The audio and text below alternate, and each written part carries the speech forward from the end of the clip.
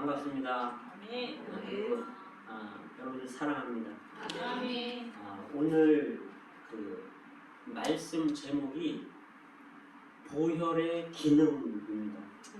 우리가 예수님의 피 이렇게 막연하게 이렇게 알 수 있어요.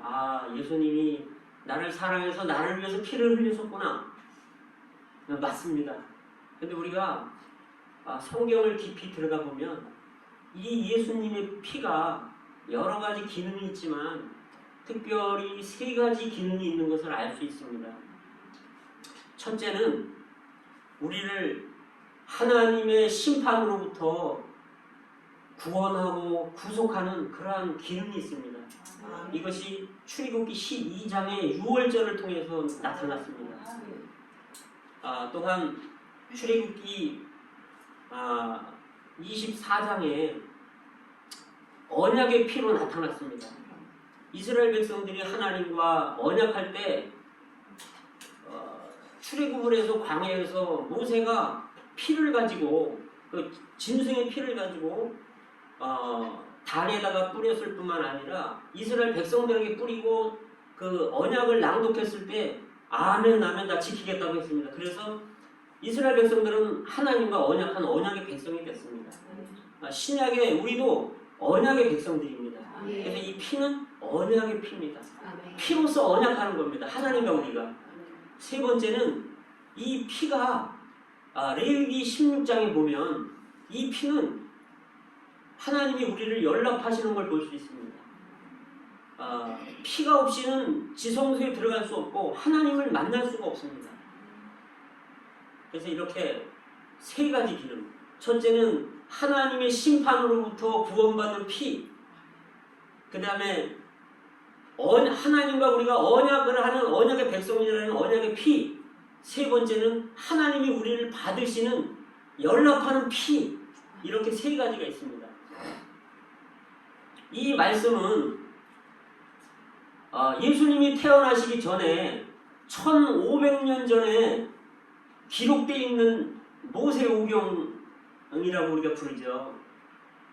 예수님 태어나기도 전에 1500년 전에 기록되어 있는 말씀이에요. 그럼 예수님이 태어나신 지가 벌써 지금 2000년이 넘었는데 지금 제가 하는 말씀은 3500년 전에 하나님이 사람들에게 이스라엘 백성들에게 주어졌고 그것은 예표로 그림자로 표징으로 주어졌고 신약에 믿는 우리에게는 실제로 이거 성취된 예수님의 피를 말하는 것입니다. 아멘.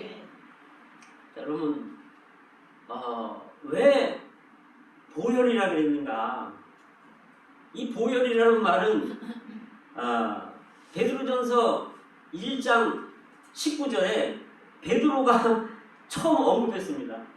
베드로는 예수님을 3년 반이나 따라다니면서 실수도 많이 했고 실패도 많이 했고 예수님한테 책망도 받고 정정도 받고 교정도 받고 많이 그랬습니다. 그때는 깨닫지 못했습니다. 예수님이 십자가에 못 박히시고 나서 부활하시고 그래도 제대로 생활을 못하다가 성령을 받은 후에 베드로전서 1장 19절에서 우리가 구속을 받은 이 구속은 금이나 은이나 이렇게 없어질 것으로 구속받은 게 아니라 흠도 없고 점도 없는 어린 양 같은 그리스도의 보배로운 피로 구속을 받았다 이렇게 말했습니다. 아멘. 베드로는 아주 형용사를 잘 쓰는데 은혜를 말해도 증가하는 은혜 또 각양은혜 넘치는 은혜 모든 은혜 생명의 은혜 이렇게 하면서 아주 사도 바울이 쓰지 않았던 이런 형용사들을 많이 썼습니다. 얼마나 예수님의 피가 귀하면 베드로가 보배로운 피라고 말했을까요? 자, 그럼 이게 정말 보배로운 피인지 한번 봅시다. 출애굽기 12장에 보면 우리가 다 알듯이 유월절을 이스라엘 백성들이 애굽에서 지키게 되는데 애굽에서 처음 난 장자들은 모조리 다 죽이겠다고 했습니다. 하나님이. 여기에 하나님은요 이 세상에 두 사람밖에 안 보이십니다. 그것은 첫째는 첫사람 아담입니다. 그 다음에 둘째 사람은 그리스도입니다. 그래서 아담의 후손으로 태어난 사람들은 다 첫사람들이에요. 그래서 장자들입니다. 우리는 아담의 후예들이기 때문에 다 장자들이에요. 우리는 이 세상에 태어난 사람들은 죄로 인해서 하나님의 심판을 통해 다 멸망받아야 되는 게 마땅합니다.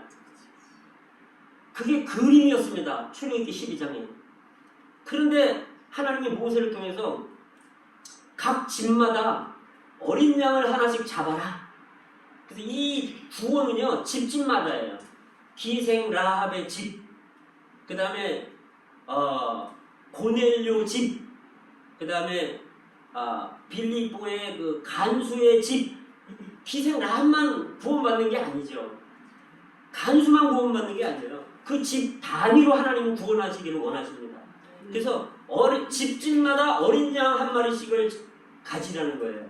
그래서 이 어린 양을 잡는데 그 랍비들의 그 고전의 책을 보면 양을 잡을 때는 십자가 형틀에다가 양을 묶었답니다, 옛날에.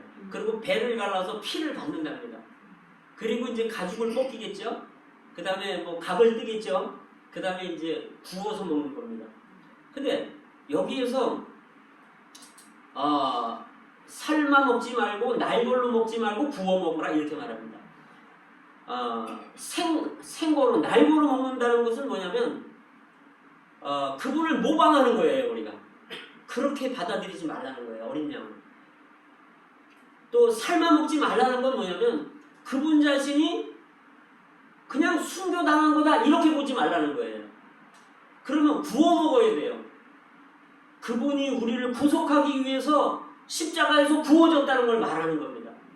출애굽기 12장에서는 구워지는 어린 양이 나오지만, 그리고 피 흘리는 어린 양이 나오지만, 신약에는 십자가에 달린 어린 양 예수 그리스도가 나옵니다. 근데 이제 이 양의 피를 바르잖아요. 근데 그릇에 받는다는 거예요. 그릇이 작잖아요.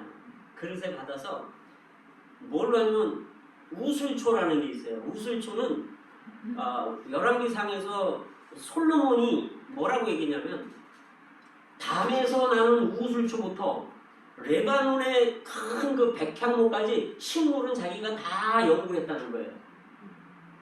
그러면 식물 중에 가장 작은 게 우슬초라는 거예요. 이건 뭘 말하냐면 신약에서 겨자씨만한 믿음을 말하는 겁니다. 우리가 어린 양의 피를 양푼에 그릇에 담아서 우리의 자그마한 믿음, 우리가 믿음이 뭐가 있습니까? 또 의심하고 진짜인가 그런가? 우슬초 묶음으로 어린 양의 피를 찍어서 인방에 바르는데, 인방은 뭐냐면 집 문에 위에 초마같이 이렇게 조금 튀어나온 걸 인방이라고 말하거든요.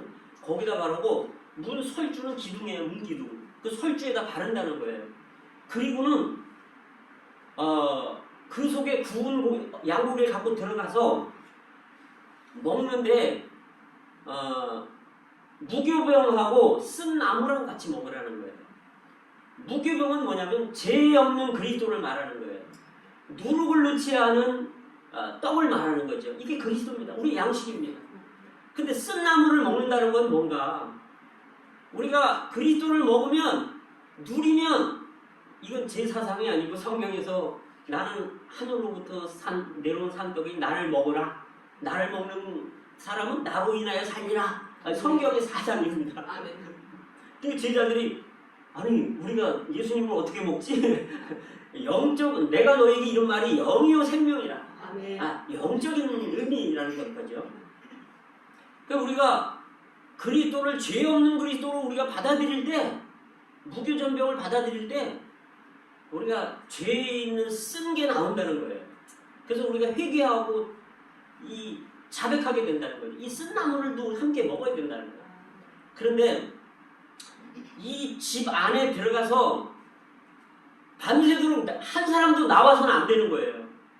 왜냐하면 이제 하나님의 심판을 하는 천사들이 지나갈 때 그 피를 볼 때, 피 바른 집을 볼 때, 여기는 이미 심판을 했구나. 그래서 그냥 넘어간다는 거예요.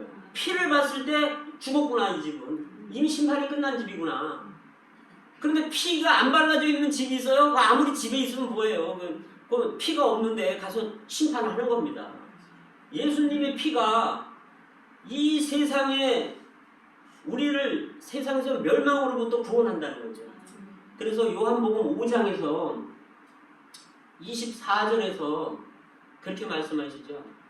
내 말을 듣고 나 보내신 이를 믿는 자에게는 영원한 생명을 얻고 심판에 이르지 아니하나니 사망에서 생명으로 옮겼느니라. 아멘. 사망에서 생명으로 옮겼느니라. 아멘. 영원한 생명을 얻고 심판에 이르지 아니하나니 아멘. 심판에서 면하는 거예요. 아멘.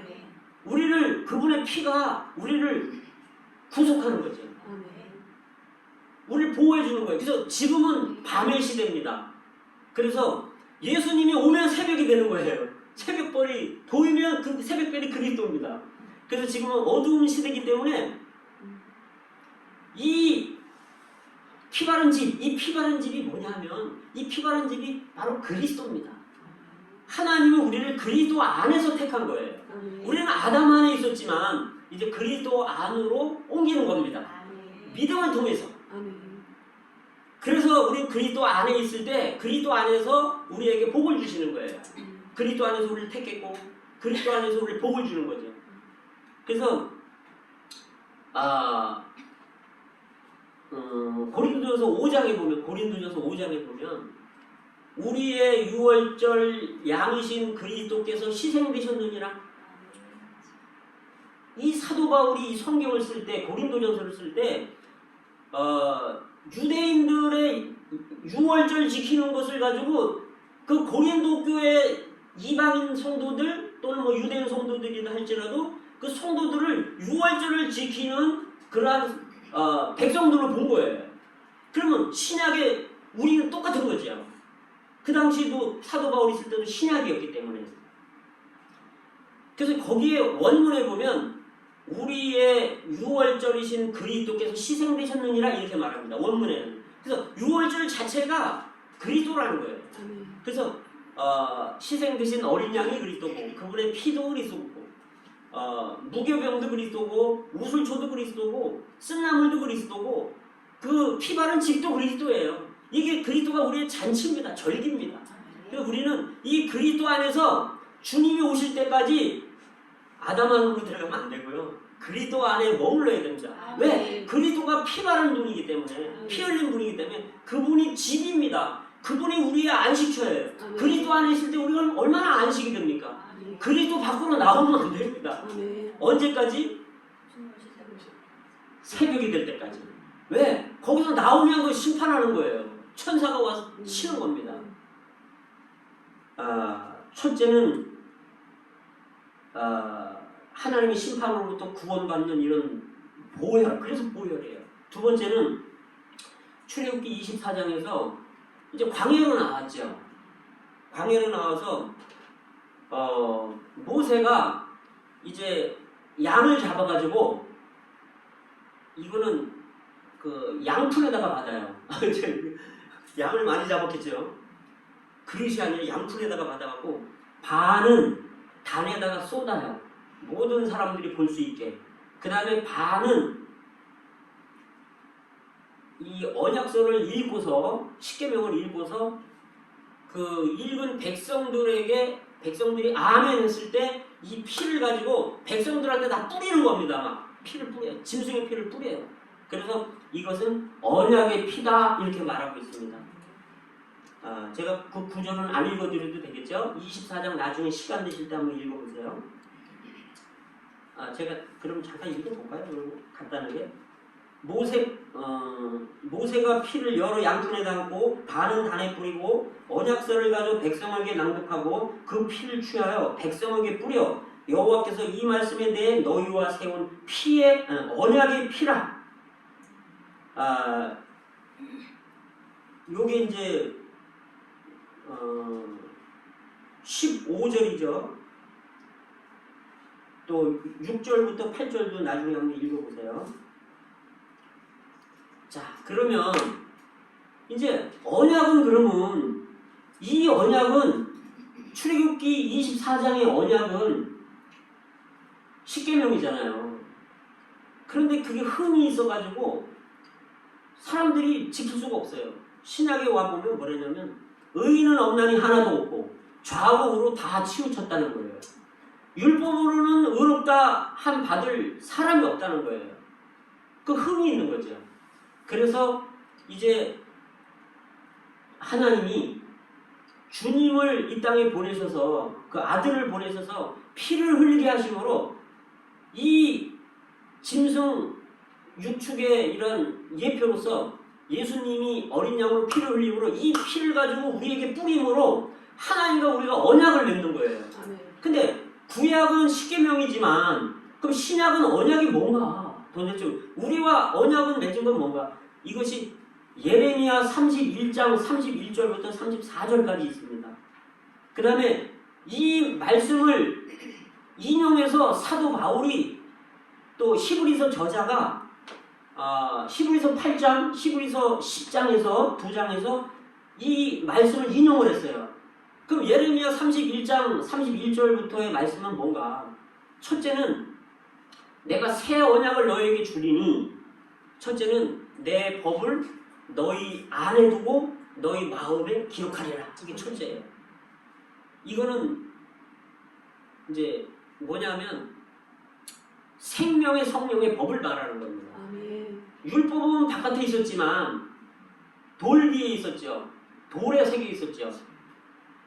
신약의 언약은 그건 구약이에요. 새 언약은 뭐냐면 이제 그분이 부활해서 12장, 출애굽기 12장에서는 죽으셨지만 이제 부활해서 성령으로 우리 속에 들어오겠다는 걸 말하는 겁니다. 그래서 내 법을 너희 생각에 두고 너희 마음에 기록한다 이렇게 됐습니다. 그 다음에 두 번째는 뭐냐면 나는 내 하나님이 되고 너희의 하나님이 되고 너희는 내 백성이 되리라.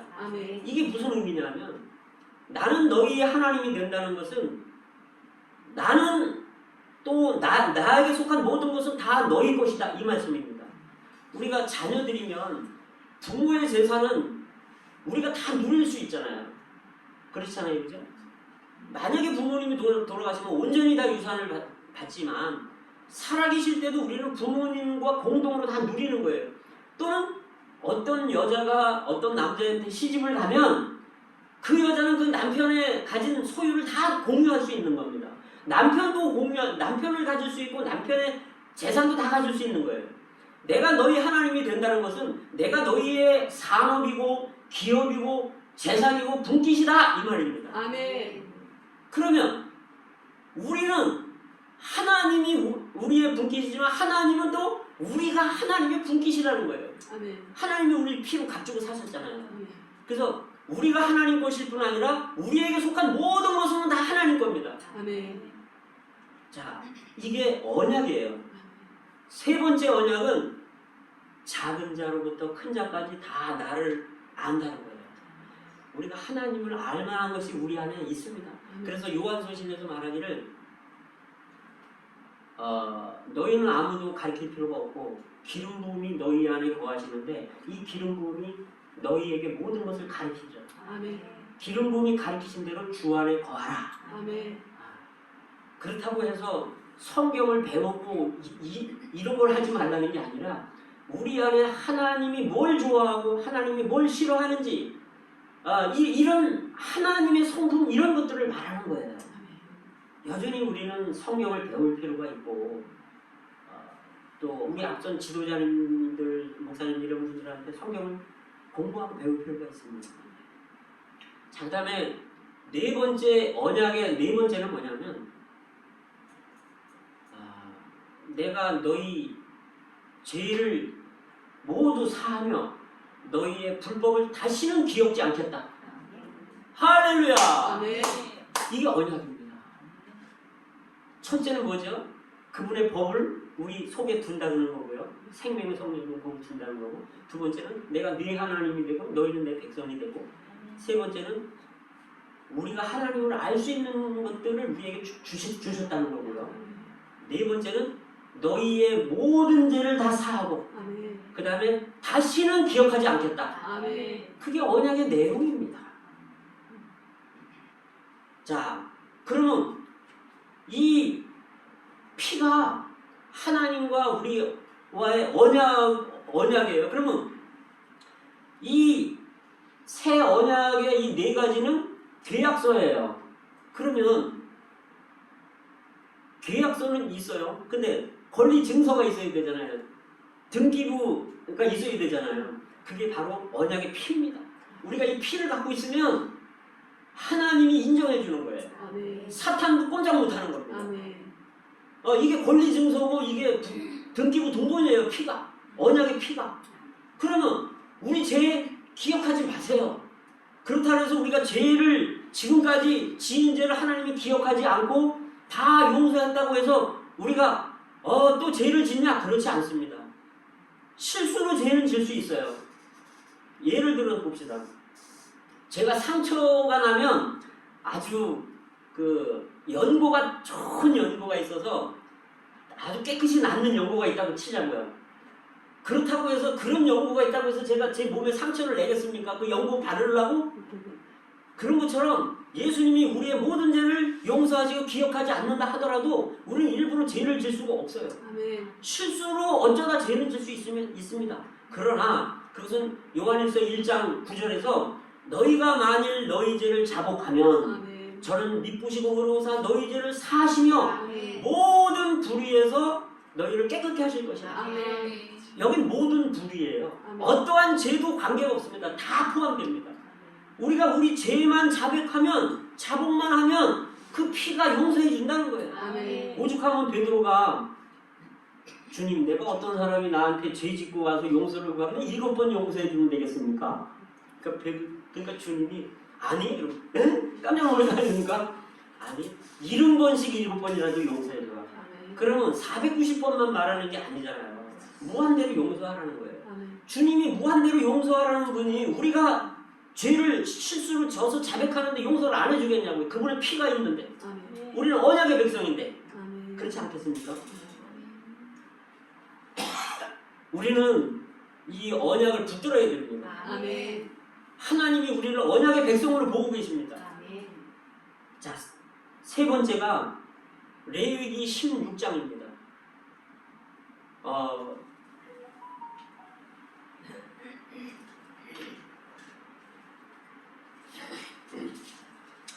레위기 16장에는요 재미나는 게 있어요.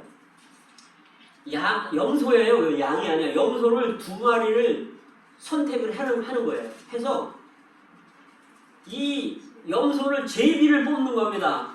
어느 염소는 죽이고 어느 염소는 광야로 내보낼까. 그래서 제비를 뽑아서 염소 2마리를 택해서 제비를 뽑아서 한 마리는 속죄제로 잡습니다. 우리 죄 때문에 죽는 거예요. 그래서 이 속죄제로 잡은 이 염소의 피를 받아서 이 피를 가지고 지성소로 들어가는 거예요. 그래서 속죄소 앞에다가 뿌리고 속죄소 위에다 뿌리는 거예요. 지성소는 피 없이 못 들어가요.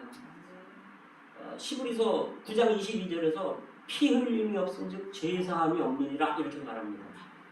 그래서 우리가 지성소에 들어갈 때 피를 안 갖고 들어가잖아요. 그냥 죽는 거예요. 왜 그런지 아십니까? 하나님의 임재 안에 들어갔을 때, 지성소 안에 들어갔을 때 들어가기 위해서는 먼저 번제단에서 짐승을 잡아야 돼요. 그 피를 가지고 이제 손발을 씻고 그 피를 가지고 성소에 들어가서 떡상을 진열하고 금등잔대를 감금하고 불을 켜고 그다음에 그 지성소 안으로 들어가는데 어떤 구절에서는 분향단이 그 기도를 의미하는데 지성소 앞에 있다고 어떤 시브리서 구절에서는 지성소 안에 있다고 말해요. 그러니까 우리가 혼 안에서 기도하다가 영 안으로 들어갈 수 있는 거고 지성소 안으로 들어갈 수 있는 거고 지성소 안에서 우리 영 안에서 우리가 기도할 때 우리 지성소 안에 이 분향단이 있을 수도 있어요. 그래서 그거는 시작은 우리가 그냥 생각 없이 기도를 하더라도 우리가 하나님을 접촉할 수 있다는 말이에요. 근데 들어가면 뭐가 있냐면 전부 금으로 되어 있습니다. 그런데 법궤가 있는데 법궤 안에 십계명이 있는 거예요. 근데 두 그룹이 날개를 이렇게 피면서 두 그룹이 법궤를 내려다보고 있습니다. 우리가 들어가면 딱 보고 우리를 보고 뭘 보냐? 십계명을 보는 거예요. 여기 만족이 안 돼, 그럼 죽는 겁니다. 아무나 들어갈 수가 없어요. 그런데 피를 가지고 들어가면 피를 속죄소에 뿌리면 이 의를 그 십계명을 다 이룬 거예요. 왜? 죄 진 사람은 죽어야 되잖아요. 그러니까 우리는 죄 졌잖아요. 근데 피를 갖고 왔잖아요. 그러니까 하나님의 공의를 만족시키는 거예요. 그래서 우리가 죄를 범하면 하나님의 영광에 이르지 못하더니 예수 그리스도의 순종, 그분의 피 흘림으로 만족시킬 수 있다는 거죠. 그래서 히브리서 9장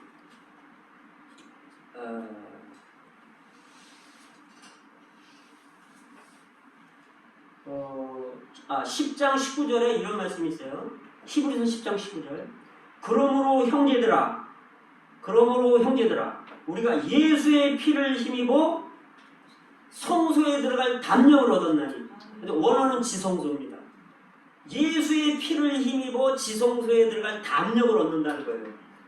우리 하나님 앞에까지 담력이 없어. 죄를 하도 많이 져가지고. 그런데 예수님의 피를 딱 취하고 있으면 이제 담력이 생기는 거예요. 보십시오, 예수님. 그래서 예수님이 죽었지 않습니까? 내가 흘려야 될 피를 예수님이 흘렸지 않습니까? 이렇게 들어갈 때 하나님이 우리를 받아주시는 거예요.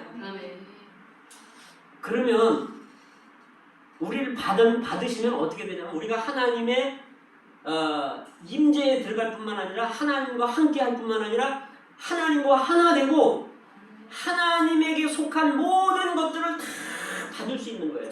하늘에 속한 신령한 복을 다 받는 겁니다.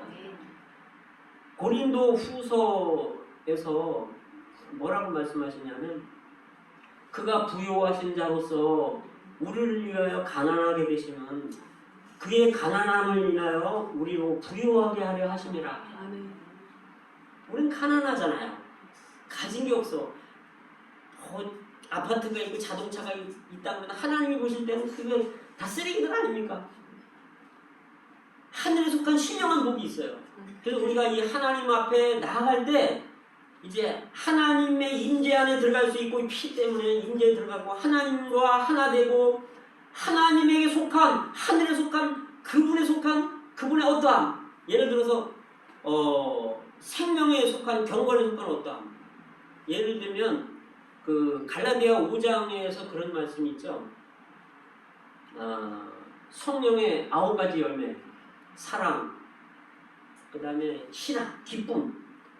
우리가 하나님을 사랑하고 하나님이 우리를 사랑해서 우리가 이 사랑으로 하나님을 사랑하고 성도들을 사랑하잖아요. 사랑. 그 다음에 신앙. 기쁨이 없어. 구원은 받았지만 다윗이 그랬죠. 우리아의 아내 밧세바를 취한 후에 여호와여 시편에서 구원의 즐거움을 회복시켜 주소서. 나를 구원시켜 주소서가 아니라 이제 구원 받았는데 이제 구원을 받았지만 제사함은 받았지만 또 죄를 지면 즐거움이 없어요. 기쁨이 없어 내 안에. 이걸 회복해야 됩니다.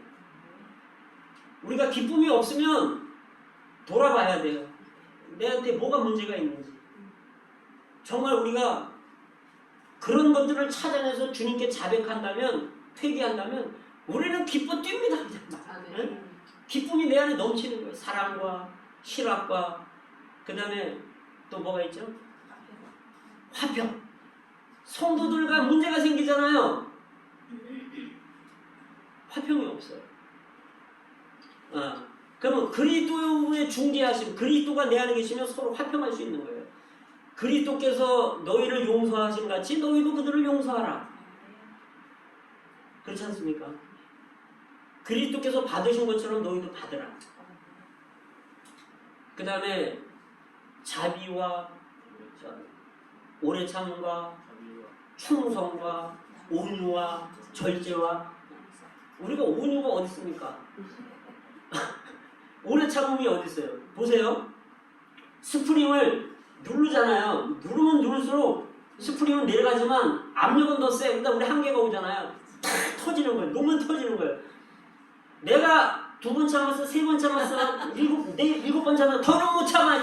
이게 우리는 참을 수 없는 충성도 없고 인내도 없고 절제도 없고 아무것도 없어요. 그리스도가 내 안에 계실 때 내가 인내할 수 있고 오래 참을 수 있고 용서할 수 있는 거예요. 그리스도가 내 안에 생명으로 나타나야지만 가능한 거예요. 그래서 나는 십자가로 가야 되는 거예요. 그리스도와 함께 끝난 거예요. 자, 그런데 또 하나가 있어요. 이제 이 피는 하나님을 가까이 하게 하고 하나님의 모든 축복을 다 받게 하는데 또 하나는 뭐냐면 염소 또 한 마리 있잖아요. 이놈에다가 안수를 해야 돼. 그리고 모든 죄를 다 뒤집어 씌워요. 그리고 멀리 광야에 가서 내보내는 거예요. 그러면 내 죄를 염소에게 뒤집어 씌워가지고 염소를 멀리 보내는 겁니다. 모든 죄를 다 뒤집어 씌워. 이게 아사셀입니다. 아사셀은 이게 마귀, 사탄 이런 의미입니다. 그래서 이건 무슨 얘기냐면 십자가에서 예수 그리스도가 우리의 모든 죄를 대신 다 걸머지고 고통받으시고 걸머지시고 그분이 담당하시고 우리 죄는 그분이 담당했어요. 대가를 치렀어요. 예수님이. 그런 다음에 이제 이 죄의 원인, 죄의 행위, 이 죄의 책임 이거는 우리한테 돌리는 게 아니고 이제 사탄한테 돌리는 겁니다. 그래서 히브리서 2장에서 그렇게 말씀하시죠. 자녀들은 혈육에 함께 속하 있으면 그도 혈육에 속하심은 사망으로부터 사망의 세력을 잡은 자 마귀를 없이 하시며 주님은 이 마귀를 없이 하시는 거예요. 그 다음에 요한일서 3장 8절에서 요한일서 3장 8절입니다. 하나님의 아들이 나타나신 것은 마귀의 일을 멸하려 하심이라. 이 마귀의 일이 뭡니까? 죄를 사람 속에 넣어서 이 사람을 자기와 같이 지옥으로 끌고 가는 게 마귀의 일이잖아요. 이 마귀의 일을 멸하려고 하나님의 아들이 나타났다는 거예요. 아멘. 마귀를 멸하고 마귀의 일을 멸하기 위해 아들이 나타나신 겁니다. 그래서 피를 흘리신 겁니다. 그러니까 하나님이 우리를 받아야 돼요? 안 받으셔야 돼요? 왜? 예수님이 담당했고 우리 죄는 담당했고 대가를 치렀고 이제 그 죄의 행위나 이런 책임은 마귀한테 돌린 거예요. 그러니까 이제 우리는 깨끗해졌어요. 그러니까 이 피를 갖고 지성소에 하나님이 임재 안에 들어가면 하나님이 받으시는 겁니다. 그래서 그분의 모든 것들을 다 우리에게 주실 수 있는 겁니다. 아멘. 그래서 사도 바울이 말하기를 빌립보 3장 8절에서 측량할 수 없는 그리스도의 풍성을 이방인에게 전하게 하시려고 모든 성도 중에 지극히 작은 자보다 더 작은 나를 불렀다는 거예요. 아멘. 측량할 수 없는 그리스도의 풍성 그걸 내가 누려봤어야 남한테 전해줄 거 아닙니까? 그리스도의 측량할 수 없는 풍성이 있어요. 지식에 넘치는 사람이 있습니다. 그분의 그리스도의 지식에 넘치는 사람을 모든 성도와 함께 알으라는 거예요. 아멘. 근데 내가 그 지식에 넘치는 사랑을 내가 받아봤어야 될 거 아닙니까? 오늘 아침에 산책을 하다가 그리스도의 영적인 느낌이에요. 육안의 눈으로 보인다는 게 아니에요. 영적인 느낌의 그리스도의 그런 가시관 쓰시고 손에 못 박히시고 다리에 못 박히시고 채찍 맞으신 그 예수님의 이렇게 영적으로 나타나시는데 이 사랑을 감당할 수가 없는 거예요. 그래서 성령의 열매 첫 번째가 사랑입니다. 근데 그 상처가 발이나 이 손의 상처가 시커먼 거예요. 못잡기 이게 시커먼 거예요. 그분이 얼마나 우리를 사랑하시면 그런 대가를 다 치렀습니까? 제가 여기 잠깐 앉아있을 때 말씀을 전하기 위해서 앉아있을 때 어떤 말씀이 생각이 나냐면 시편 22편이 생각났어요.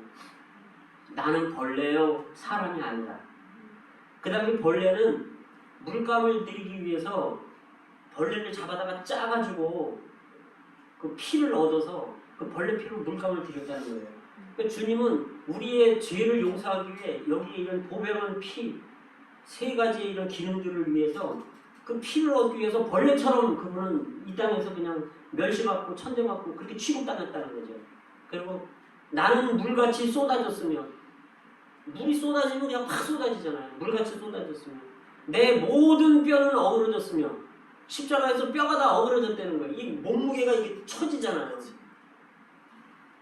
내 마음은 촛밀같이 녹았으며, 이 마음이 그냥 이 초에 이게 밀 녹듯이 그거 우리 알잖아요, 그죠? 내 마음이 촛밀같이 녹았다는 거예요. 뜨거워서 내 혀는 이틀에 붙었나이다. 이러면 이게 얼마나 이게 고난이 이게 몸무게가 누르는데 이 혀가 이틀에 붙는다는 거예요. 내 힘은 질그릇 조각같이 말랐다는 거죠. 힘이다. 질그릇 알죠? 불에 그냥 가마 속에다가 넣고 불을 지피면 그릇이 그냥 계속 말라가지고 어떤 건 깨지잖아요. 질그릇 조각처럼 물기가 다 날아가고.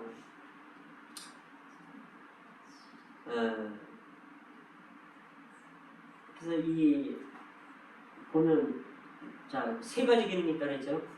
출애굽기 12장에 심판으로부터 면하는데 밤새도록 그리스도 안에 있는 둘째 사람, 그리스도 안에 있어야 돼. 피 바른 집 안에.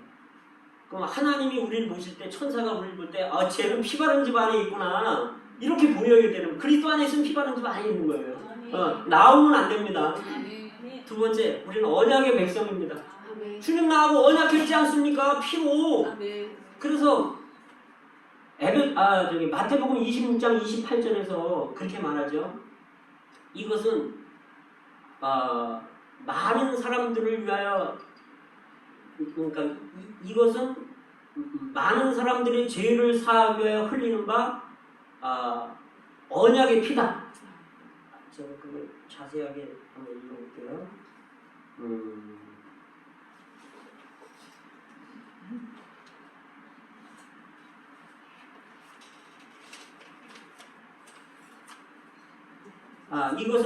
이것은 죄 사함을 얻게 하려고 많은 사람을 위하여 흘리는 바 나의 피 곧 언약의 피니라. 이게 출애굽기 24장을 신약에서 이렇게 표현하는 거예요.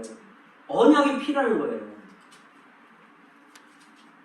그 다음에 네 번째는 우리 죄는 예수님이 담당하고 그 죄의 원인과 그 책임은 사탄에게 돌리고, 그 다음에 이 피로 말미암아 하나님의 하늘에서 신령한 모든 것들을 우리가 다 주기를 원하신다는 거죠.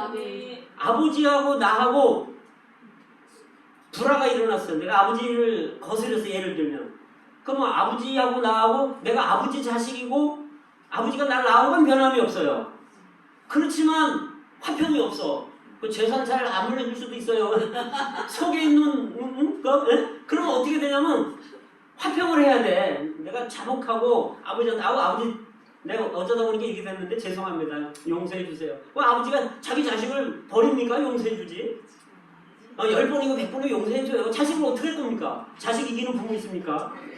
그러면 화평을 갖잖아요. 피로 화평을 가지면 아버지가 다 주는 거예요. 어차피 다 줄 건 됐고. 그래서 이 피의 기능이 이렇게 놀랍기 때문에 베드로가 이거 몰랐겠습니까? 그러니까 베드로는 보배로운 피라는 거예요. 보배로운 피.